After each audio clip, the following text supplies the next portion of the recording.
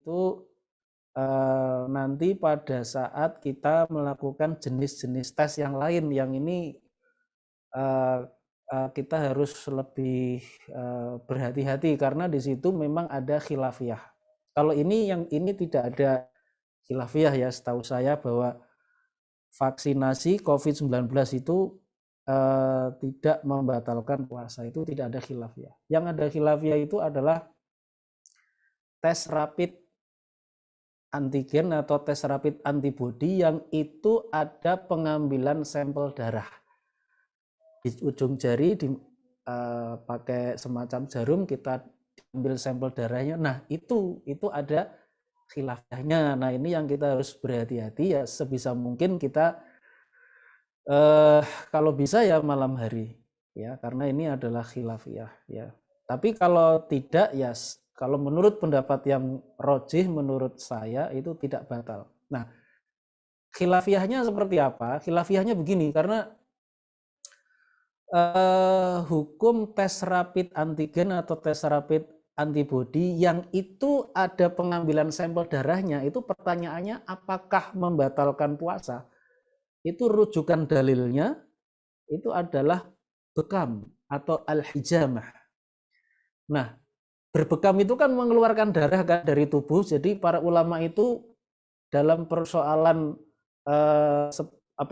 tindakan-tindakan medis yang mengeluarkan darah dari tubuh, seperti pengambilan sampel darah atau pengambilan darah untuk donor darah, atau melakukan tindakan medis operasi-operasi yang itu bisa mengeluarkan darah, misalnya khitan atau operasi yang lain kan mengeluarkan darah. Apakah kalau itu dilakukan oleh orang yang berpuasa, itu memang rujukannya itu kembali kepada hadis-hadis tentang bekam. Jadi akhirnya nanti rujukannya adalah apakah berbekam itu membatalkan puasa atau tidak. Nah di sini ada khilafiyah gitu ya. Khilafiyahnya begini, ada sebagian ulama yang berpendapat bahwa orang yang sedang berpuasa itu ketika dia berbekam puasanya batal. Sebagian lagi mengatakan orang yang sedang berpuasa ketika berbekam puasanya tidak batal.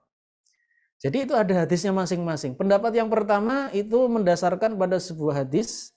Rasulullah pernah suatu saat berjalan melintasi ada dua orang. Dua orang itu ya sedang berbekam, al-hajim yang berbekam dan al-mahjum yang dibekam. Kemudian Rasulullah bersabda, aftara al-hajim wal mahjum. Telah batal puasanya orang yang membekam dan yang dibekam. Ini hadis sahih ya. Nah, ini dijadikan dalil oleh sebagian ulama bahwa berbekam itu membatalkan puasa. Nah, ini artinya apa? Ketika ada ulama yang mengikuti paham ini, maka setiap tindakan medis mengeluarkan darah dari tubuh itu membatalkan puasa, termasuk dalam hal ini adalah tes rapid. Itu berarti otomatis kalau orang berpegang pada pendapat bekam yang tadi, yang membekam dan yang dibekam itu batal puasanya, berarti tes rapid itu ketika dilakukan juga batal puasanya. Tetapi ada pendapat yang kedua, itu juga berlandaskan hadis bahwa karena Nabi sallallahu alaihi wasallam ihtajama wa huwa shaimun, ya, bahwa dulu Nabi itu pernah berbekam sedangkan beliau itu sedang berpuasa dan beliau tidak membatalkan puasanya itu, ya.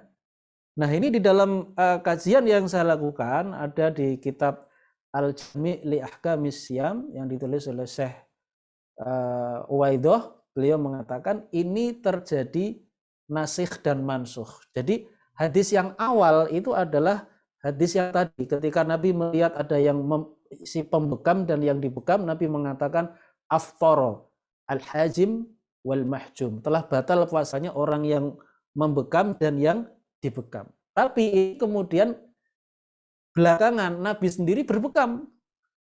Nah, ini disebut hadis yang secara kronologi waktu itu belakangan, ini berarti menasakh atau menghapus hukum sebelumnya yang mengatakan batal puasanya kalau berbekam. Ini yang hukum terakhir yang berlaku adalah tidak batal. Nah, ini yang menjadi pegangan sebagian ulama yang menurut saya ini yang lebih kuat ya, sehingga yang lebih tepat, yang lebih kuat adalah tidak batal puasanya orang yang berbekam ya.